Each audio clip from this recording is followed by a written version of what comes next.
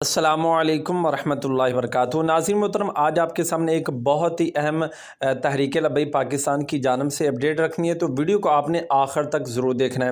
ناظرین محترم، آپ کو بتاؤں کہ آج جو ہے وہ مشاورتی اجلاس بسلسلہ نظریہ پاکستان کانفرنس پریڈ گراؤنڈ اسلام آباد مورخہ 25 جولائی بروز پیر شام 4 بجے جو ہے جامعہ غوثیہ ضیاء العلوم ہائی کورٹ روڈ راولپنڈی میں یہ اجلاس ہوا۔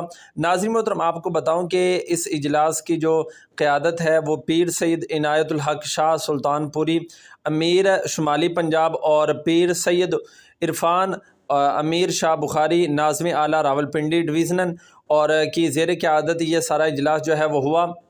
ناظرین محترم، آپ کو بتاؤں کہ جس میں تحریک لبیک پاکستان اسلام آباد زون راولپنڈی ڈویژن، ضلع راولپنڈی، ضلع اٹک اور ضلع جہلم کے قائدین نے شرکت کی۔ ناظرین محترم، اجلاس میں جلسہ کے حوالہ سے اسلام آباد زون اور راولپنڈی ڈویژن بشمول چاروں اضلاع سے مرکزی انتظامیہ کمیٹی تشکیل دی اور تمام تر انتظامی معاملات انتظامیہ کمیٹی کے سپرد جو ہے وہ کیے گئے۔